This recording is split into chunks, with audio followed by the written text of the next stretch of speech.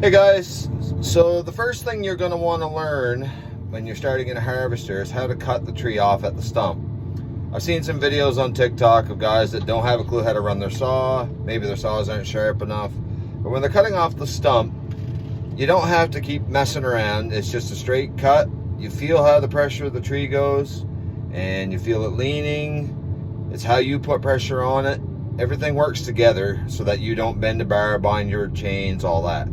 So let's look at it. Now, right near ahead of me, I have a couple of aspen trees. We use the term popple on them. I have what you see over there is two white birch trees. We have two types of birch. We have birch and white birch and yellow birch. And then we have some fir up there. We have some fir back there.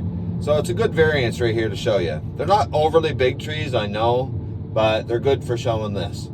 So I'm going to drop this tree over here first, only because if I drop the tree to my left, the popple has a big more of a crown, so when I fall it, if I fall it into this, it's going to fall it right into that tree and jam up.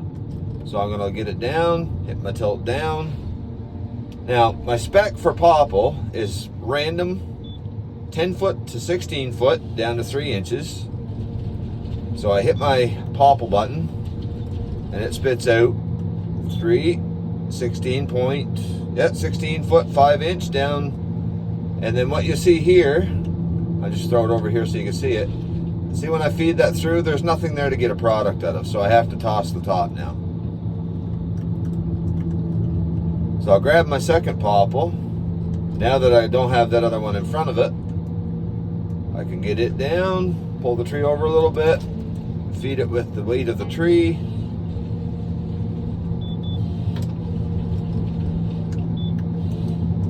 And there we go. I'm going to tuck that back in just to give myself my piling room for my softwood up there. And now I want to decide very quickly which trees I want to go to first. So I have a fir tree, birch tree up there further, another fir tree right there, and then these two birch.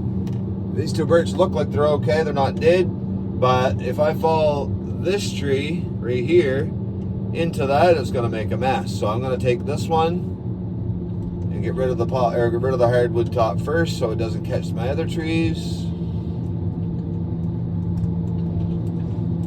You can start to see it, the butt of it kind of split a little bit.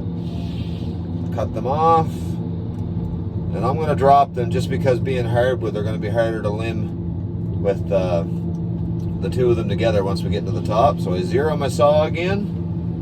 I hit my birch button. And it gives me one. I'm going to back feed that a little bit, get that limb off. And then I'll take one at 15.9. And it's 3 1/4, but I can't get anything else out of it. I drop the tree and immediately go right to this tree. I can swing them back, feed to my my saw, bang. 1 and 2, and then I don't have any more of a product out of the top. So now when I follow my fir tree, it's not going to get caught up in the other one. Actually, I think I'm going to take this popple tree first because it's kind of leaning backwards on me.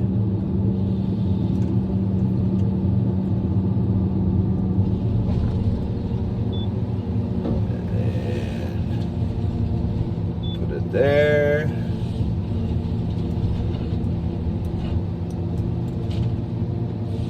Now you see right there I kind of had a fork in the tree. So when I had the head closed, you can kind of, I'll bring it in closer. When I had the head closed, actually I can pulse the knives. See that? I can pulse them like that when they're feeding. I can also open my feed rollers alone like that to go around curves, or I could do this. I can pulse the knives and that'll help, take off any branches and things that are giving me trouble, anything like that. So those are separate buttons you're going to want to push. Most heads will be set up to have a little bit of one, but sometimes you need an excess of a bigger opening to get rid of the branches. So I fell that one off. Being a fir tree, I need to make sure that my wood is white, which it is. And then I have 3 lengths that I can go to from that. So my lengths are 16 foot 4. And if I stop right there and my top is 5.5 inches, and I'm allowed to go 4 1/4, so I'm going to backfeed to a 10, and then it will give me another 12. That's closer, so I got 3 products instead of 2. So that's good at producing quality instead of throwing a big top down on the ground. Now, when I grab this tree, I'm going to give it a little bit of side pressure, snip through it, and then let it fall. Now you'll see I have a little stick in there. You can kind of see the other one there. Sometimes when you feed that, that'll jam, but sometimes it jams in between my knives. There we go. And I want to get rid of that before I start to feed it, because my diameter sensor is in my knives. And there's a little bit there where I just picked it up. There's a little bit of rot there, so I'm not going to go a full 16. I'm just going to shave a little bit off. And now that it's sound, I'm going to start with a 12. Maybe I can get 3 12s. No, I can get 12 and a 16, and then I don't have enough to make any more. This one's too small, I can tell you before I even cut it. But I always want to make sure that during softwood, especially, for my specs, your specs may be different, but in softwood, my specs need to have white wood. So if I just take the tree over here, and I fall it, and I don't ever look at the butt, right now I don't have a clue what the butt looks like on it. So if I look at the butt there and see that it's sound, that's great. But if I don't have a good view of it and it's rotted, I'll never know it. And I just put a piece of product down that's rotted on the end. And really, what's that good to anybody? Because all it's going to produce is a rotten board, or they're going to have to waste half of it to get rid of it and make a shorter board.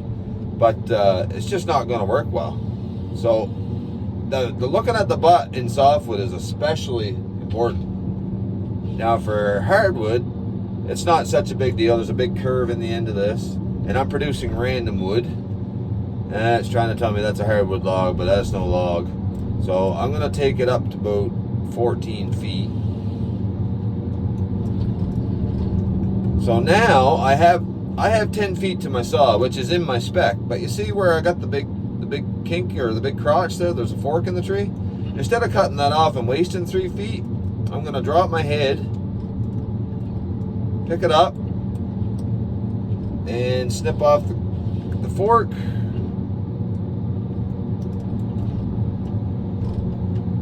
It's jammed on my top knife. There we go. And drop that down for a longer product, and it leaves less waste. So now I think I have another product in here. I got to take this limb off because the top has got some product in it. Not always, but if you look at it right, and you can see that it's got enough to make a 10-footer. So we'll say this one, I can take it up only to 8 feet. Well, 8 feet's not my spec, and the mill won't allow us to send 8-foot hardwood, so that's out. And this one should have what I would think is a stick of random in it. 12.5 feet. Look at there, it does have it. So that's taking down my tops. Instead of just cutting the trunk of the tree, the main stalk of the tree, and then throwing it away, I want to make sure I get the most wood out of that tree as possible. Why? Because first of all, the mill's paying for it, and I want to make sure that I get all of my product that I can use. Secondly, you know, these trees are 40-some years old, 45 years old, and it's going to be another 45 years before we grow another tree in here big enough to do the same thing again. So I got to get the most out of that tree that I can this time. If I just cut it and throw it on the ground, it's going to rot, and that's what we call waste. Because waste is actually defined in our industry as having, you know, the ability to be a product, but not actually being used or taken into a product. So we're only allowed like 2% on a block, and that's only because, you know, we are just human. We don't make we're not perfect all the time, but you know, we try to do our best. So that one, oh yeah, 2 sticks of that. That's good. So we'll take this little fir here is kind of in the way. Snip that off because it's close to my good tree. And we'll do a couple more. I put a little forward or side pressure on it, snip it. Now this one, oh, this one's sound too, so I can take a product out of it. As long as it's not crooked or kinked, got another popple tree from the other side of my strip there, and I'm going to take that right out of there.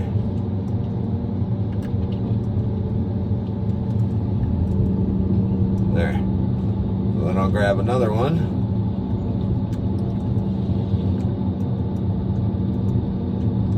That one's sound too. So then I want to come out and line up my butts of my pile to make it nice and neat for the porter. I don't know if you can see that pile or not. I got this laying on top of a pile of popple limbs, but it's sideways, so they'll be able to get it no trouble. Kind of works like a skid that's laying across it.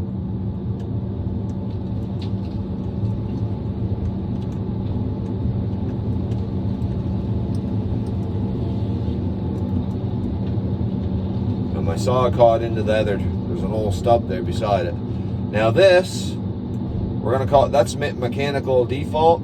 So basically it means that I didn't cut the tree off completely.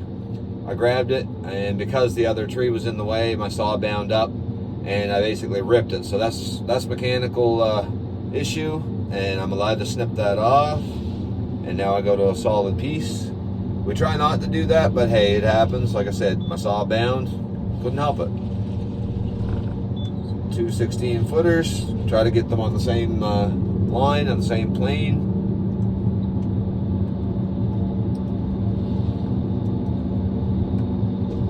That one's got no rod in it, so we'll take that one. We'll only get one stick out of this one probably.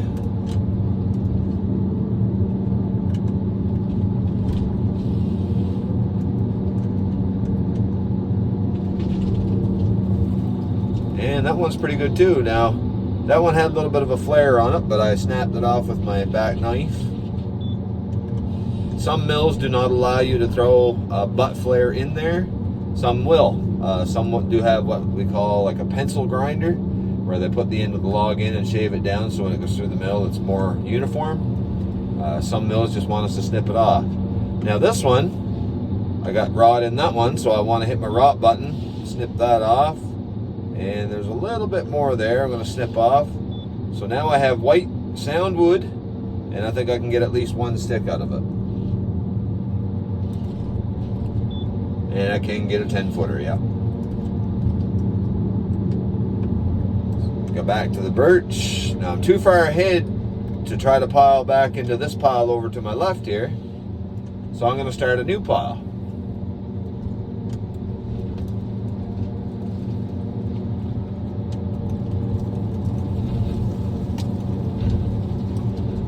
Until I get it down, there we go.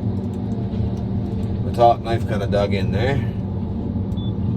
Don't be scared to make mistakes. You'll learn all the way, and you just got to learn how to deal with them.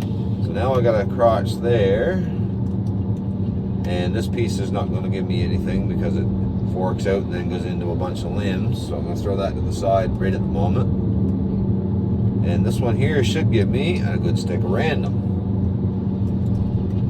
Right to that crotch, and we cut the crotch out, and we're good for a 13-footer. Now sometimes I throw my tops to my right if I got hardwood tops, just because sometimes I need the space in front of me to be able to get into my next tree, and I don't like getting around it when there's a bunch of bushes and limbs around the base of it. So this one here is kind of leaning now. You can see up there it's really leaning. So instead of just grabbing it and pulling it, I'm going to get the head on at an angle. I know the boom probably blocks that, but you can see it snipped it off nicely. Can drop that other tree over there. It's not got a product in it. It's perfectly sound, so now I can just automatically go to my feeding.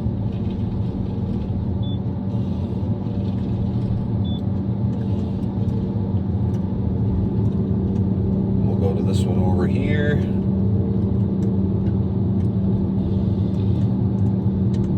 It's a little bit slower where I'm talking, but now that's got a fairly good sized butt flare on. I'm going to go up a couple inches and cut that off.